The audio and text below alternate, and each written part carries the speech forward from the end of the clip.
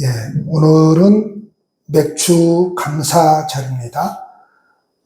맥주 감사절은 그냥 우리나라 환경에서는 보리 추수 끝내고 이렇게 지키는 절기가 맥주 감사절입니다. 지난 반년을 지켜주신 하나님께 감사하고, 그리고 남은 반년을 기도하며 하나님께서 지켜주시기를 바라는 그런 절기가 맥주 감사절입니다. 구약 성경에 보면은 이스라엘 백성들이 이렇게 기리는 절기가 몇 가지가 있는데, 그 가운데서 아주 중요한 절기가 3개의 절기가 있습니다. 앞글자만 따서 유칠초 이렇게 외우면 됩니다. 다른 성도님들은 외우지 않아도 교사는 외워야 됩니다. 유월절, 칠칠절, 초막절, 이 3절기가 이스라엘에 있어서 아주 귀한 절기입니다. 유월절이라고 하는 것은 그 옛날 이스라엘 백성들이 애굽에서 400여 년 동안 노예살이를 하다가 하나님께서 모세를 통해서 구원하여 주신 그 구원을 기념하는 절기이죠. 우리나라로 치자면 광복절과 똑같습니다. 그러면 왜 이 날을 영원히 지키라고 이렇게 말씀하셨느냐? 인간은 잊어먹습니다. 그래서 잊어먹는 존재에게 뭘 통해서 기억을 하는 거죠? 절기를 통해서 기억을 하는 겁니다. 사실 율법에 의하면 안식일을 기억하여 거룩히 지키라 그랬죠. 왜 안식일을 지키라고 하죠? 그것도 기억하게 하기 위해서입니다. 그러니까 신앙이라고 하는 것은 모든 활동이 기억하게 하기 위해서 지키는 겁니다.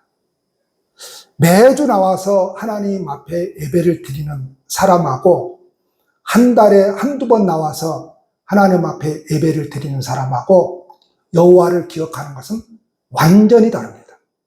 매주 나와서 하나님 앞에 예배를 드리고 수요 밤 기도회까지 나오는 사람은 그렇지 않는 사람과 비교해서 여호와를 기억하는 것이 완전히 다릅니다.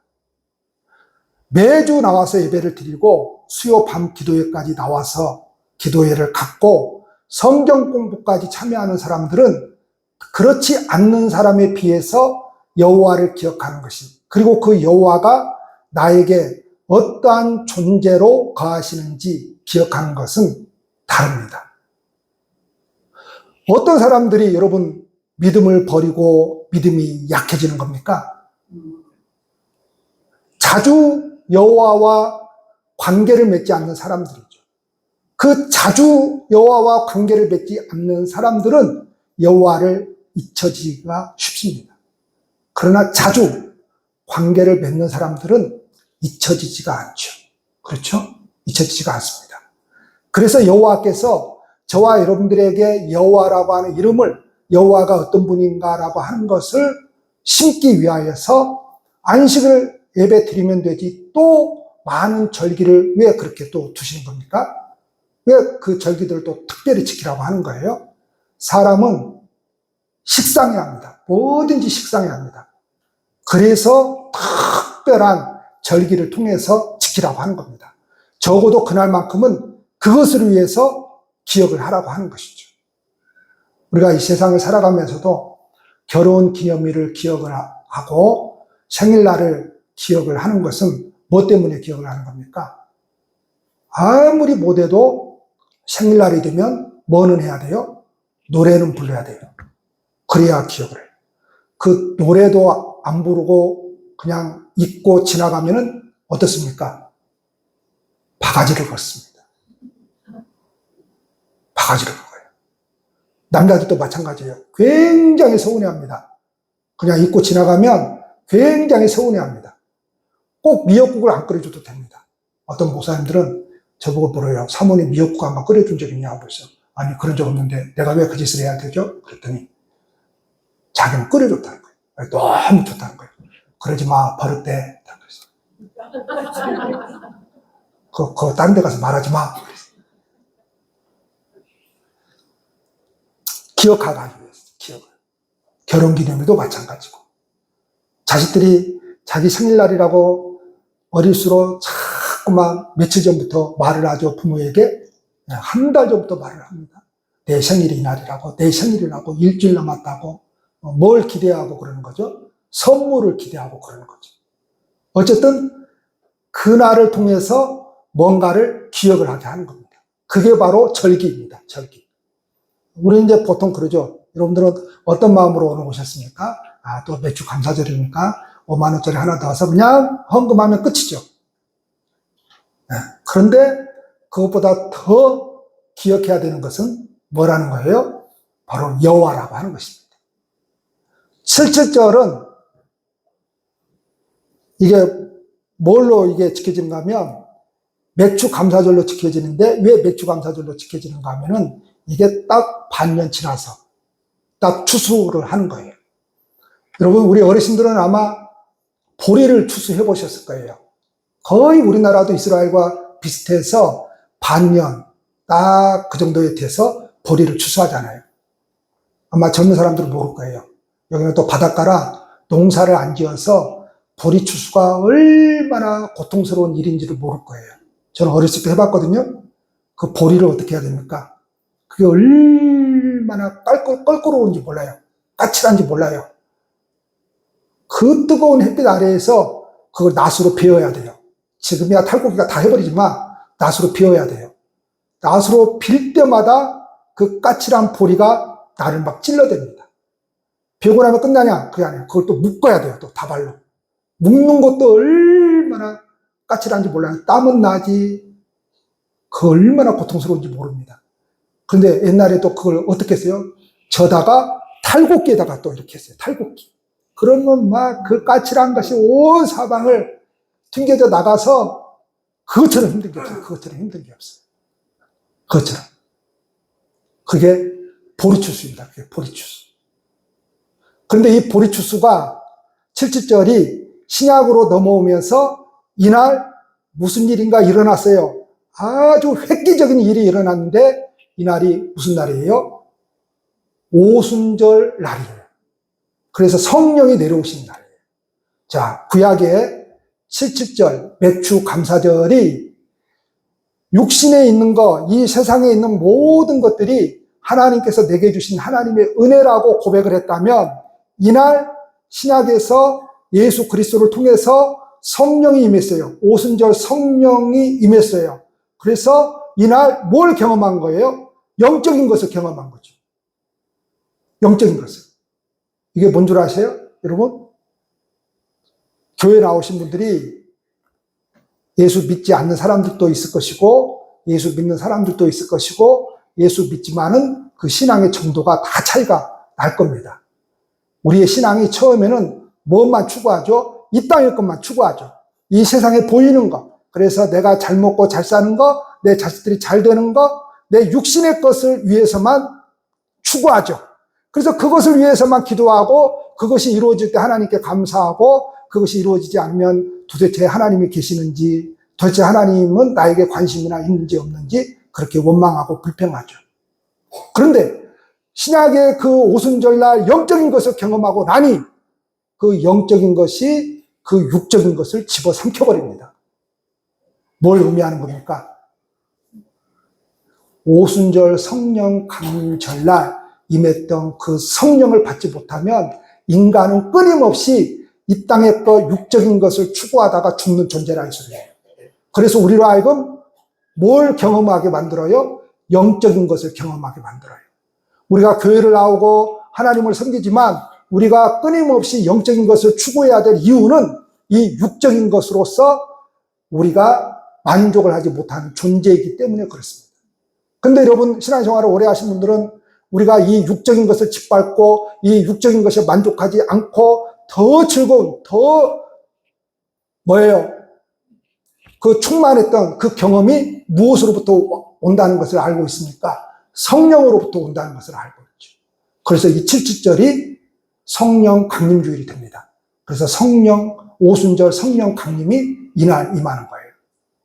그리고 세 번째 초막절은 이스라엘 백성들이 자신을 구원해 주신 그 조상들이 애굽에서 어떻게 살았는지 그 자손들도 경험하러 가는 거예요. 내가 옛날에 이스라엘 백성들, 내가 옛날에 출애굽한 당사자가 아니잖아요. 그런데 우리 조상들이 어떻게 출애굽을 했는지, 어떻게 광야 생활을 했는지 내가 직접 광야에 가서 경험을 해보는 거예요. 어떻게 경험을 해보는 거예요? 대충 햇빛 가리기만 이렇게 가리고 그냥 거기서 우리 조상들이 애굽에서 나올 때 누룩 넣지 않았던 떡을, 빵을 먹은 것을 내가 거기 가서 경험을 해보는 거예요. 그래서 신앙은 다 뭐가 연관이 되어 있는가 하면 경험과 연관이 되어 있습니다. 체득되어져야 되는 거예요. 체득되어지지 않는 신앙은 깊이가 없습니다. 체득이라고 하는 것은 무엇이냐? 머리로만 아는 지식이 아니라 몸으로 체득되어져야 됩니다. 몸으로 체득되어져야 된다는 것은 무슨 은사를 경험했다느니, 무슨 질병을 위해서 기도했는데 그게 고쳐졌다느니 그런 따위가 아닙니다. 그 하나님의 말씀이 내 안에서 내 몸으로 체득되어지는 것입니다. 체득되어지는 것입니다. 여러분, 어떤 사람하고 의리가 있게 됩니까? 함께 몸으로 부딪히면서 고생을 해본 사람입니다. 이런 사람은 의리가 있습니다. 의리가 있는 거예요. 함께 우리가 신앙생활 하잖아요. 함께 우리 웅초교회를 세워가려고 애를 쓰잖아요. 여기에 내 몸을 들여서 헌신을 하고 여기에 내 몸을 시간을 들여서 헌신하잖아요. 의리가 생기는 거예요. 근데 여기에 전혀 내 몸을 헌신하지도 않고 헌금도 헌신하지 않고 시간도 헌신하지 않으면 코로나가 오면 또 도망갑니다. 우리 교회가 건축을 하고 나서 쭉 80년까지 올라왔는데 코로나가 딱 터졌어요. 그러면 어떤 사람들이 다 도망갔느냐? 3년 미만의 사람들이 다 도망갔습니다. 그 사람들은 그러면 어떤 사람들이냐? 우리 교회에 전혀 헌신하지 않는 사람들이에요. 하나님에게 헌신하지 않는 사람은 절대로 그 믿음이 끝까지 갈 수가 없습니다. 왜냐하면 헌신하지 않았기 때문에 그래요. 그래서 이런 절기들이 뭘 이야기를 해주느냐? 하나님과의 끈끈한 유대관계를 만들어주는 거예요. 유대관계를. 그 하나님과의 끈끈한 유대관계가 어디서 나오는 거예요? 마음만 있으면 돼. 나는 마음이 있어. 천만에요. 마음이 있으면은 뭐가 가야 돼요? 몸이 가야 되는 거예요. 몸이 가야 되는 거예요. 몸이 가지 않고 나 그쪽에 나한테 마음 있는 거 알지? 그러고 몸은 다른 데 가버리면 그게 있는 거예요, 없는 거예요? 그 정신병자예요, 여러분. 정신병자가 왜 정신병자인 줄 아세요? 혼과 몸이 따로 노는 거죠. 혼과 몸이. 혼과 몸이 따로 노는 거예요. 나는 안 가야 되는데 여기를 가고 있는 거예요. 이게 정신병자죠. 자, 이러한 맥주 감사절이 하나의 전반기가 끝나고 후반기 7월 첫 주일에 드리는 그런 절기가 일반적인데, 이날은 하나님께서 은혜 베풀어 주셨던 대로 전반기에 이렇게 잘 살아왔습니다. 이제 후반기에도 내가 그러한 삶을 살아가기 위해서 기도하며 살아가겠습니다 하는 거예요. 그러면 기도하지 않으면 뭐냐? 마치 인생을 자기가 이루는 것처럼 생각을 해요. 기도하는 사람은 절대로 자기 인생을 자기가 이뤄냈다고 생각하지 않습니다. 그래서 후반기에도 우리는 뭐하며 살아가야 돼요? 기도하며 살아가야 됩니다. 기도하며 살아갈 때에 내 인생의 복은 하나님이시고 내 인생에 책임져 주신 분은 하나님이라고 하는 그 고백을 하는 것이지, 기도하지 않고 살아가는 인생은 그 하나님을 기억을 하지 못한다는 거예요. 그래서 이 맥주감사절을 통해서 여호와를 기억을 하라고 한 겁니다. 여러분, 창조시대로 가보겠습니다. 아담과 하와가 에덴 동산에서 살아가게 되었죠. 제가 아주 여러분들이 알고 있는 지식으로서 일반적인 해설로 설명을 하려고 합니다. 아담과 하와가 하나님께서 만들어주신 그 에덴 동산에서 살게 되었습니다. 그 에덴 동산이라고 하는 곳은 여러분들이 잘 아시는 것처럼 하나님께서 공급해 주시는 것으로서 풍족한 삶을 누릴 수 있는 곳이었습니다. 그곳에서는 인간의 노력이 필요 없는 곳이었습니다. 그저 하나님께서 베풀어 주신 은혜대로 사는 곳이었습니다. 그런데 여러분들이 잘 아시다시피 사단의 꾀임으로 아담과 하와가 선악과를 먹게 됩니다. 그리고 죄가 들어오게 됩니다. 죄가 들어오면서 이전의 에덴 동산은 더 이상 에덴 동산이 아니게 됩니다. 이전에는 하나님께서 베풀어 주신 그 풍성한 것들로서 내 노력 없이 하나님의 것을 그냥 즐기기만 하면 되었습니다. 근데 죄가 들어오고 나니까 그 모든 것이 깨어져 버리고, 지난주 수요일 날 우리 헌신 예배 때 목사님께서 말씀하신 것처럼 이제 남자는 일을 해야 되고, 제가 아주 평신도들이 그냥 많이 들어왔던 해석으로 합니다. 여기서 더 지금 낭예배 때 이야기를 할 수가 없어요. 자, 남자는 일을 하게 되었고 여자는 잉태하는 고통을 겪게 됩니다. 그런데 일을 하면은 일한 대로 수확물이 나야 되는데, 이게 수확물이 나는 거예요, 안 나는 거예요? 안 나는 거예요. 그래서 인생이 고통스럽게 되었습니다. 인생이 정말 절망 가운데 처할 수밖에 없었습니다. 그리고 그 에덴 동산에서 쫓겨난 그 인류가 몇 장 지나가면 누가 나옵니까? 가인과 아벨이 나옵니다. 이제 그 후손들도 열심히 일하지 않으면 먹고 살 수가 없었습니다. 그래서 가인은 자기가 농사하는 것으로서 하나님 앞에 드렸고, 아벨은 양을 치는 자였기 때문에 양을 통해서 하나님 앞에 제사를 드렸습니다. 농사를 지어서 드렸기 때문에 하나님이 가인의 제물을 받지 않는 거 아닙니다. 우리가 절기가 되면은 예물을 드리죠. 시골은 이렇게 절기가 되면은 추수감사절이나 이럴 때에 뭘 갖다 드리죠? 물론 헌금도 하지만은 자기가 농사 지은 것들을 막 강단에다 갖다 놓죠. 그렇죠? 여기다 막 갖다 놓습니다. 그게 정상입니다. 오늘날 도시교회도 추수감사절이 되면은 농사를 짓지 않았는데 어떻게 하죠? 막 재정으로 그걸 막 사다가 여기를 막 꾸미죠. 그게 잘못됐다는 게 아닙니다. 저는 가지고 오라고 하지도 않고, 여러분들 농사 안 짓잖아요. 가지고 오라고 하지도 않고 재정으로 그러한 것들을 사서 이것을 꾸미지도 않습니다. 왜 그러느냐? 여러분들이 1차 산업을 하면서 살아가지 않잖아요. 그렇죠? 당연히 여기 이 가운데는 1차 산업을 하시는 분들도 있을 것이지만 대부분은 직장 생활을 하시는 분들이에요. 그래서 우리가 일했던 것으로 하나님께 드리는 거예요. 그래서 전혀 저는 말을 하지 않습니다. 뭘 가져와라, 뭘 가져와라. 어떤 분이 무농사 지었는데, 배추 농사 지었는데 가져올 때도 있어요. 그거 되는 거죠. 갖다 놓는 거예요. 아주 빈약하게 추수감사할 때 한두 개 있을 때도 있어요. 여기에 두세 개 있을 때도 있어요. 그러면 어떤 분은 말을 합니다. 조금 더 사다가 조금 풍성하게 안 한다고요. 그러니까 인위적으로 그걸 만들지 말라 이 말입니다. 인위적으로. 그냥 우리의 삶을 드리는 거니까 우리가 얻은 것에서 드리면 되는 겁니다. 그래서 가인은 농사 짓는 자였기 때문에 농산물로서 드린 것이고, 아벨은 양을 치는 사람이었기 때문에 양을 통해서 드렸습니다.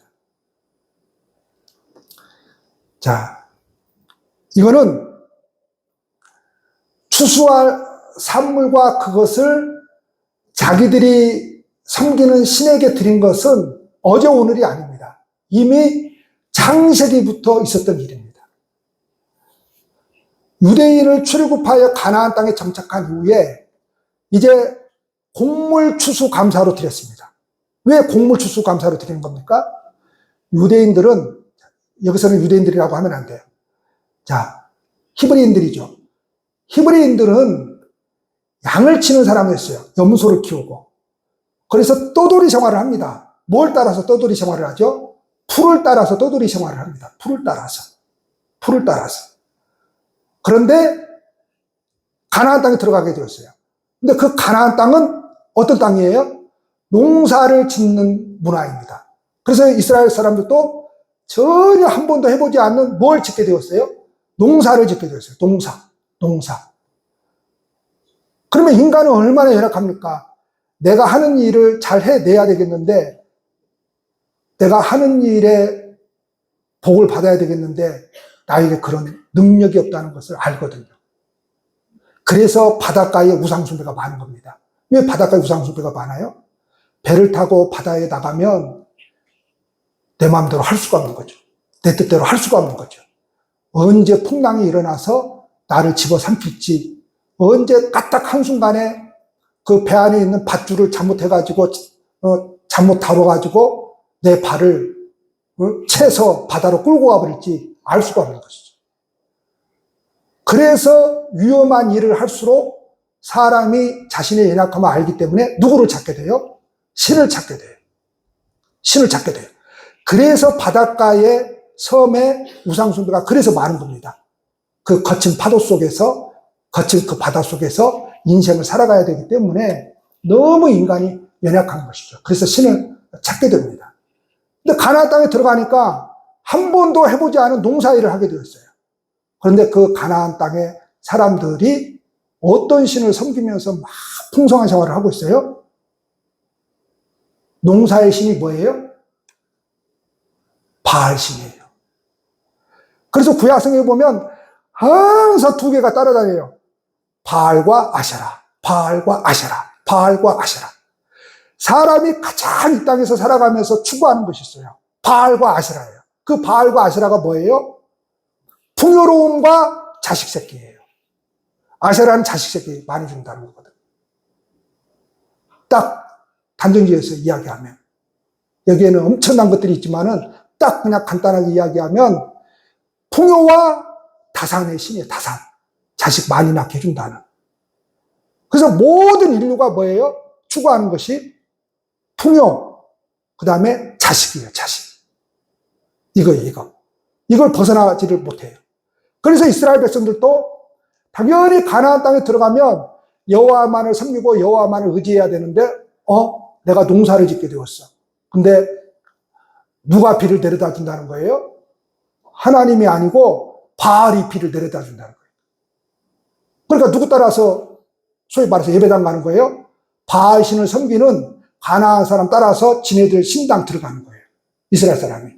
오늘날도 마찬가지죠. 교회를 다니는데 어떤 신을 섬겼더니 어디를 갔더니 그렇게 내 사업이 잘 되고 그렇게 막 거기 가서 빌었더니 내 자식이 그 자식들이 막 무슨 대학교를 그렇게 몇 명이나 잘 들어가고 원하는 것이 막 잘 이루어지고 그러면 사람들이 어디를 가요? 거기를 갑니다. 바로 그런 거예요. 근데 교회를 나갔더니 하는 사업은 자꾸 안 되고 자식들은 속만 썩이고 그러면 사람들이 어떻게 생각을 해요? 아이고 나는 교회하고는 안 맞는가 봐 이렇게 생각을 하죠. 그게 바로 바알과 아세라 신입니다. 바알과 아세라 신. 그래서 이스라엘 백성들이 그 바알과 아세라 신을 따라가 버린 거예요. 왜요? 사람은 지금 당장 나에게 주는 것을 따라가 버리거든요. 그래서 하나님 믿다가 지금 당장 그 하나님으로 말미암아 코로나가 나를 죽인다면 내가 뭐하러 교회 가냐 이거죠. 내가 뭐하러 그 위험한 예배당에 가서 예배를 드리냐 이거죠. 그래서 누구를 배신해버려요? 여호와를 배신해버리죠. 그러면 어떤 사람은 그럴 겁니다. 아니 잠깐 쉬었다가 나가면 되지. 여러분 기독교 2000년 역사에서 잠깐 쉬었다가 나가는 사람들 봤습니까? 다 죽고 살기로 뛰어들어가서 죽었지.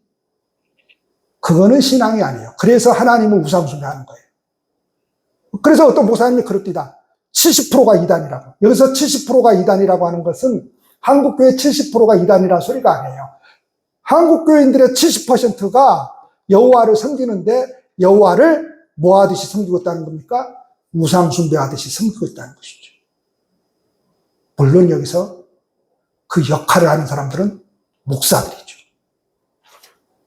그렇게 하지 않으면 교회 부흥이 안 되고 그렇게 하지 않으면 사람들이 떠나가고 그래서 사람들에게 사람들이 원하는 것을 줍니다. 목사들이 원하는 것은.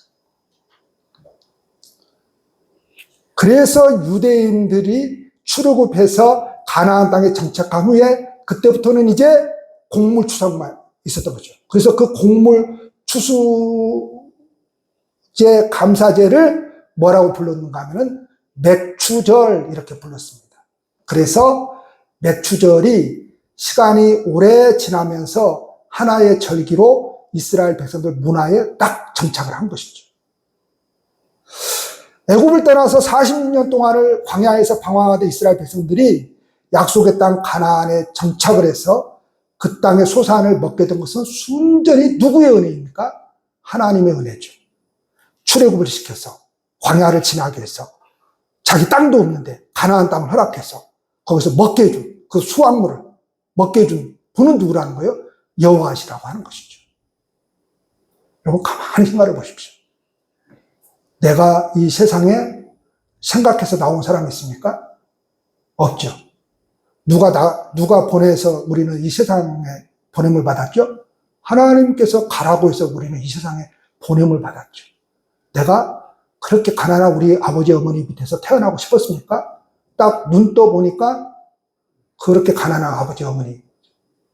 이재명이가 딱 눈 떠 보니까 그렇게 돈 많은 아버지인 줄 어떻게 알았겠습니까? 그러니까 내가 선택한 게 아니죠. 내가 선택한 게 아니죠. 그리고 저와 여러분들을 이끌어서 마치 우리가 사는 것 같은데 내 능력으로 사는 것 같은데 그 모든 것을 주관하고 계신 분이 계셨는데 그분이 여호와라고 하는 것이죠. 여러분 예수 믿다가 가나안에서 죽었다는 사람 봤습니까? 그런 소리 들은 적이 있습니까? 기독교를 가졌다고 해서 그 나라가 망한 나라가 있습니까, 여러분? 없습니다, 여러분. 여호와께서 지켜주셨다는 것이죠. 그래서 이스라엘 백성들이 그것을 감사하기 위해서 하나님 앞에 드린 절기. 그래서 전적인 하나님의 은혜라고 고백을 하는 것입니다. 이렇게 첫 열매를 하나님께 드리는 것은 그 땅의 진정한 주인이 여호와라고 하는 것이죠.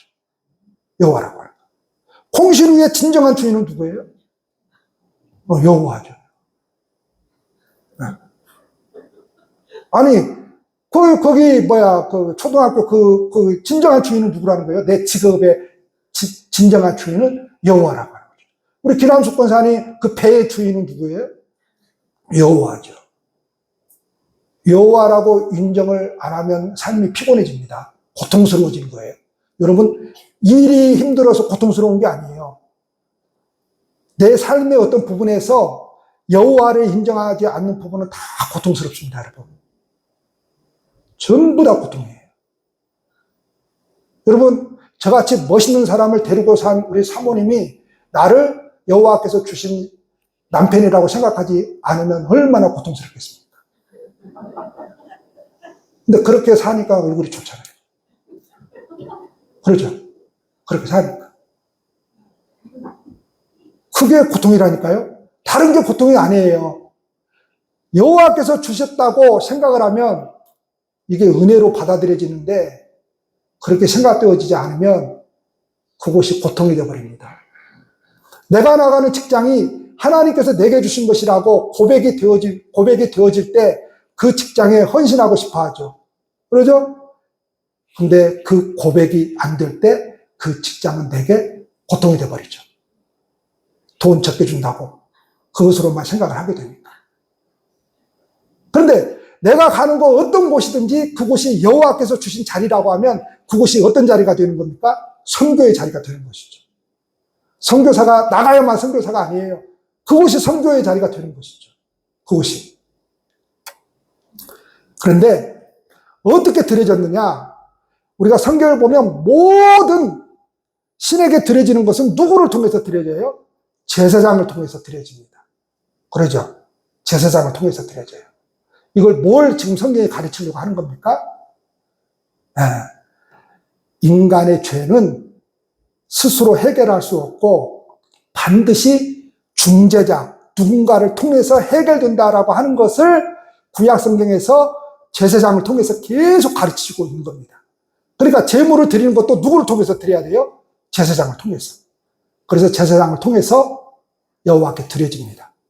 그리고 한 부분은 그렇게 여호와께 드려지고 그래서 다 불살라버리죠. 그게 번제잖아요. 불살라서 드려버리죠. 그리고 또 한 부분은 누구에게 주죠? 제사장에게 주죠. 왜 제사장에게 주죠? 제사장은 그것을 업으로 삼고 살기 때문에, 다른 직업을 가지고 있지 않기 때문에 그 제사장을, 레위인들을 먹여 살리는 사람들은 다 누구죠? 이스라엘 백성들이죠. 오늘날 목사는 누가 먹여 살리는 겁니까? 성도님들이 먹여 살리는 거죠. 여러분들이 먹여 살리니까 여러분들이 주인이라고 생각하면 절대 안 됩니다. 왜 안 되죠? 사도 바울이 말씀하고 있죠. 주의 종은 여러분들에게 뭘 주죠? 돈을 줍니까? 영적인 것을 줍니까? 영적인 것을 주는 사람이죠. 제가 공짜로 받는 게 아니고 제가 여러분들에게 영적인 것을 공급하는 겁니다. 그걸 가치로 매길 수 있습니까? 없습니까? 없습니다. 여러분들이 저한테 많이 준다고 생각을 합니까? 저는 여러분들한테 조금 준다고 생각합니까? 영적인 것을 값으로 매길 수가 없습니다. 그래서 사도 바울이 그러죠. 교회가 책임지는 것이라. 그래서 주의 종들은 복음으로 사는 사람들이라고 하는 사람이죠. 복음으로 산다라고 하는 것은 뭐예요? 이 복음으로 교회에서 주는 대로 먹고 살아가는 사람들이죠.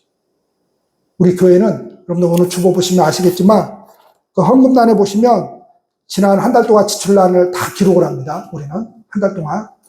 그래서 오늘 올렸는데 지난달에 다 지출을 이렇게 다 냅니다. 모든 분들이 다 알 수 있도록 됩니다. 이렇게 되는 것은 교회가 이렇게 운영이 되어지고 교회를 위해서 기도해 주시라고 하는 것이고 교회가 운영될 수 있도록 협조에 달하는 겁니다. 여러분, 하나님이 돈이 필요합니까? 교회가 돈이 필요합니까? 교회가 돈이 필요한 겁니다. 하나님은 돈이 필요하지 않습니다.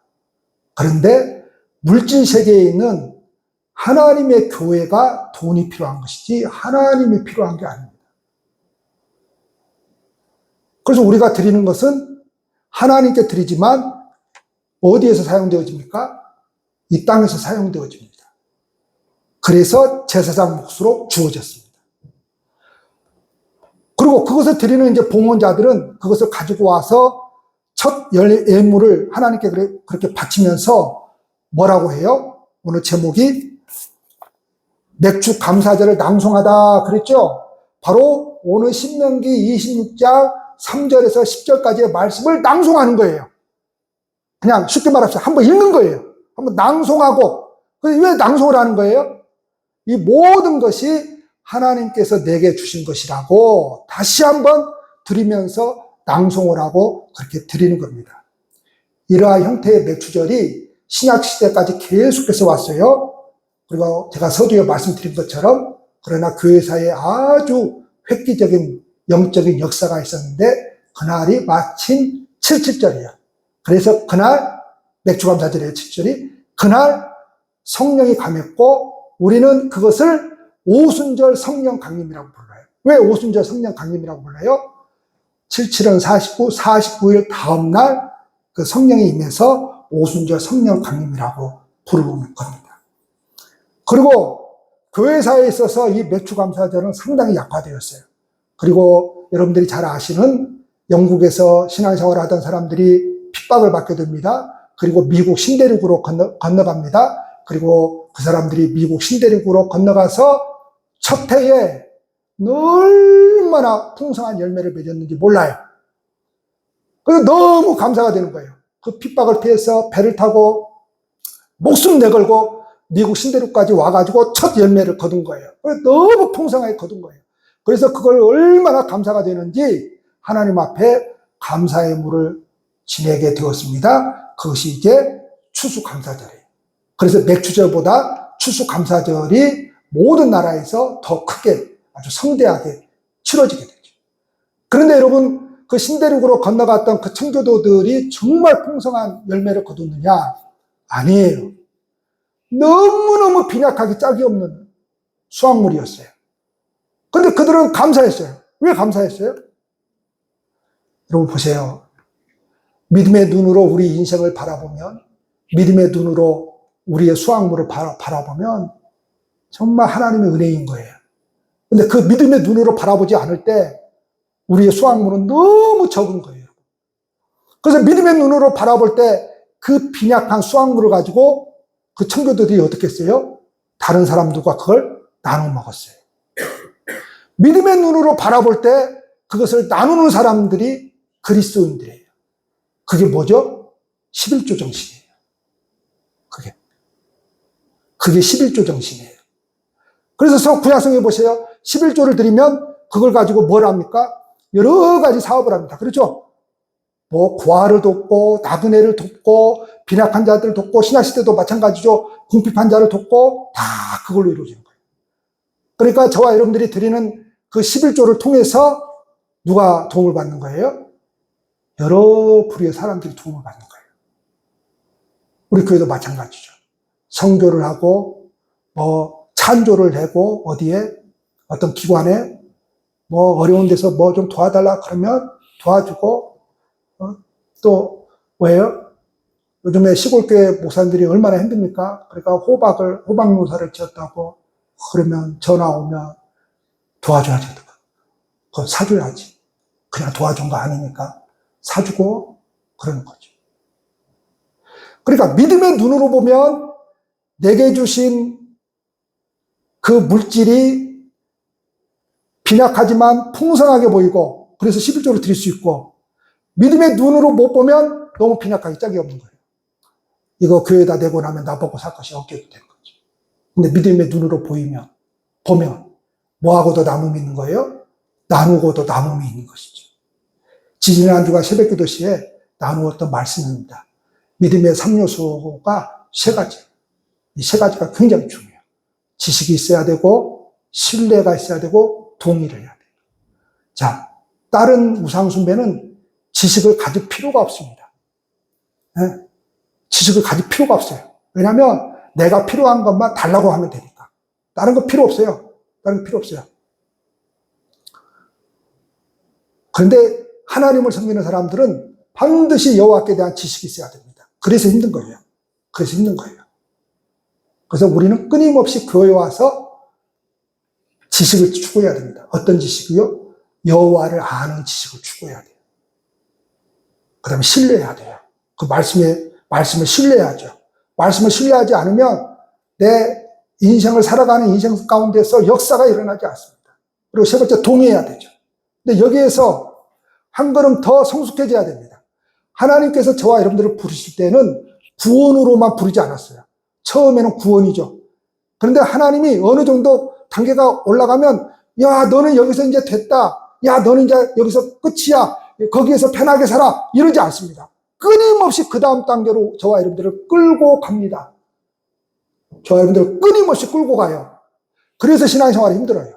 하나님 이 정도면 됐죠. 그냥 이 정도 하고 이 정도 하면은 그냥 되지 않았습니까? 그런데 끊임없이 하나님께서 우리를 더 높은 신앙의 차원으로 끌고 가요. 그래서 지식과 신뢰와 동의에서 더 하나님께서 요구를 하시는 것이 있는데 거기에서 더 한 단계 높은 뭘로 끌고 가기를 원하셔요? 적극적인 신뢰로 끌고 가십니다. 그냥 신뢰가 아니고 적극적으로 신뢰하는 거죠. 이 적극적인 신뢰는 뭐죠? 우리가 생각할 때는 이러면 손해볼 것 같고 우리가 생각할 때는 이러면 안 될 것 같은데 신뢰하지 못했었죠. 적극적인 신뢰로 저와 여러분들 끌고 가십니다.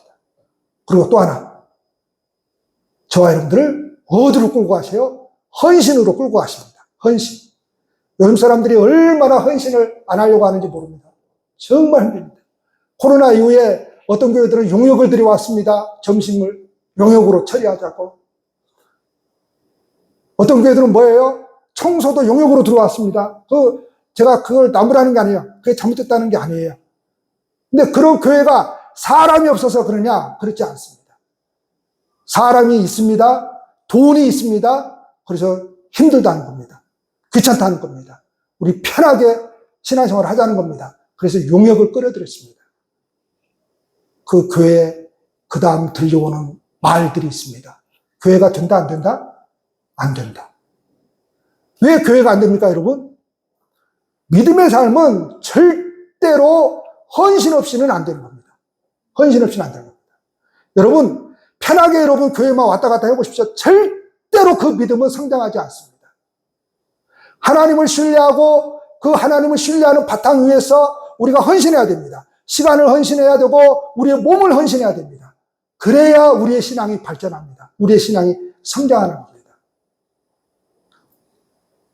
우리의 시간이 아깝다고 다른 사람과 비교해서 내 몸뚱아리 피곤하다고 내 몸뚱아리 아끼자고 다른 사람과 비교해서 내가 이렇게 더하면 손해보는 것 같고 그래서 주방은 들어가기 싫고 여러분 주방에서 혼자 누가 하고 있으면 좀 들어가 주세요.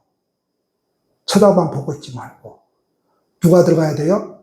항존직이 들어가야죠. 좀 들어가 주세요. 들어가 주세요.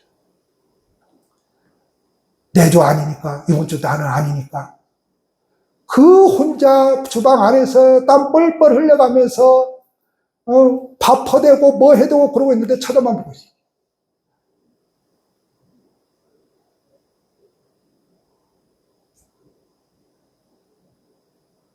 여러분 우리가 세상 가치관으로 교회를 섬기고 세상 가치관으로 세상을 살아간다면 어떻게 우리가 내 주위에 있는 세상을 변화시킬 수 있겠습니까? 내가 헌신하지 않고 나를 희생시키지 않는 한 절대로 내 주위는 성교지가 될 수가 없는 것이죠.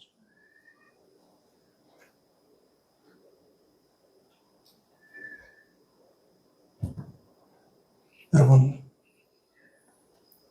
예수님의 십자가를 깊이 바라봐야 됩니다. 그분의 고통을 깊이 묵상해야 됩니다. 그리고 또 하나 위탁까지 가야 됩니다. 왜 예수 믿으면 편하다고 그러죠? 그냥 예수만 믿으면 편합니까? 아니죠. 하나님이 저와 여러분들을 그렇게 적적인 신뢰로 헌신하게 만들고 위탁 완전히 맡겨버리죠. 그러면 편안해지는 겁니다. 편안해지는 거예요. 근데 우리가 맡기지 못하면 내 인생을 다 내가 책임져야 될 것처럼 생각을 하면 정말 피곤합니다. 교회도 마찬가지죠. 내가 다 해야 될 것처럼 생각하면 정말 피곤하죠. 그렇죠? 정말 피곤합니다. 정말 피곤합니다. 그래서 어떤 목사님이 그랬다잖아요. 옛날에 교회를 크게 부흥시키고 그 교회에다가 자신의 인생을 바쳤으니 교회를 떠나고 싶겠습니까? 이제 안식년을 맞이해서 이제 떠나는 훈련을 하는 거죠. 그래서 하도 주위에서 말을 해서 1년을 진짜 작정을 하고 떠났답니다. 걱정이 되죠. 잘 될까 어쩔까. 그런데 1년 지나서 오니까 부목사들이 교회를 더 부흥시켜놨답니다. 우리는 내가 없으면 안 된다고 생각하죠. 찬양단 내가 없으면 안 된다고 생각하죠. 네.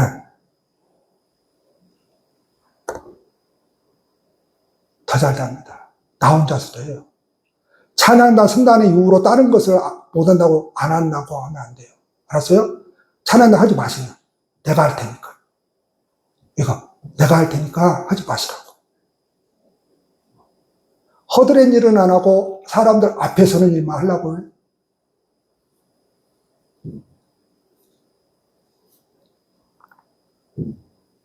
여러분 생각을 바꿔야 됩니다. 생각을 바꿔야 돼요. 제가 지난 23년 동안 왜 교회 청소를 다 하고 살아온지 아세요? 여러분들의 믿음이 하도 연약해서 말씀으로 훈련시키기 위해서 허드렛 일을 다 하면서 제자 훈련을 그렇게 한 거예요. 그럼 제자 훈련을 했다고 하면 그 다음에 제자 훈련 그 다음 단계는 어디로 가야 돼요? 이제 여러분들이 헌신해야죠. 헌신의 자리로 가야죠. 근데 그 헌신을 하는데 손해본다고 일이 저리 그렇게 가면 안 되죠. 그러면 안 되죠. 이 헌신은 꼭 교회에서뿐만이 아닙니다. 여러분의 가정 속에 들어가서도 여러분들은 누구보다도 헌신해야 됩니다. 일이 많다고 짜증낼 것이 아니라 그걸 감당해야 돼요. 직장에 가서도 더 다른 사람보다 그리스도인들이 헌신해야 돼요. 우리 그리스도인들은 담배 안 피잖아요. 그렇죠? 담배 안 피죠, 남자들. 우리 그리스도인들은.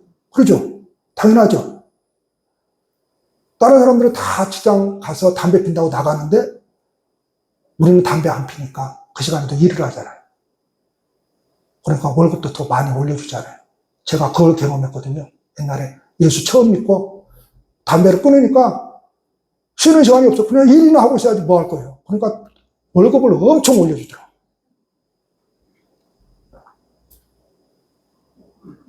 담배를 피니까 대답을 못 하시네. 이럴 때는 그러는 거예요. 담배를 펴도 안 피는 것처럼 이야기를 하는 거예요.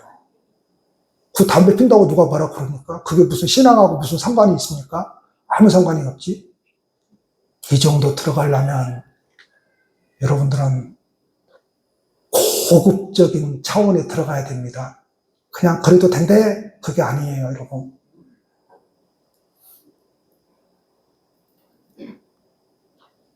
여러분, 하나님께서 우리의 삶을 책임지신다는 것은 우리가 바라는 대로의 이 세상을 책임진다는 말이 아닙니다. 그것은 우상숭배입니다. 기독교는 그게 없어요. 하나님은 우리에게 기대하십니다. 삶을 하나님께 전적으로 의지하라. 그리고 헌신하라고 하십니다. 헌신하라고 하십니다. 적어도 우리가 여러분 교회에서 막 보면 눈치 봐가면서 내 거 아닌데, 내 조가 아닌데, 이런 거 아니잖아요. 그런 거 아니잖아요. 위탁하라고 말씀하십니다. 거기에서 하나님께서 일하심을 보게 되는 거예요. 여러분, 맡기지 않고 헌신하지 않고 여러분 의지하지 않으면 하나님께서 내 삶을 통해서 일하시는 것을 경험할 수가 없는 거예요. 그냥 내가 어찌할 수 없는 것은 그냥 맡겨버리는 거예요. 근데 하나님이 해 나가시는 것을 보게 되는 거죠. 남은 반년의 삶이 그러한 복된 믿음의 삶이 되어지기를 축복합니다. 기도하시겠습니다.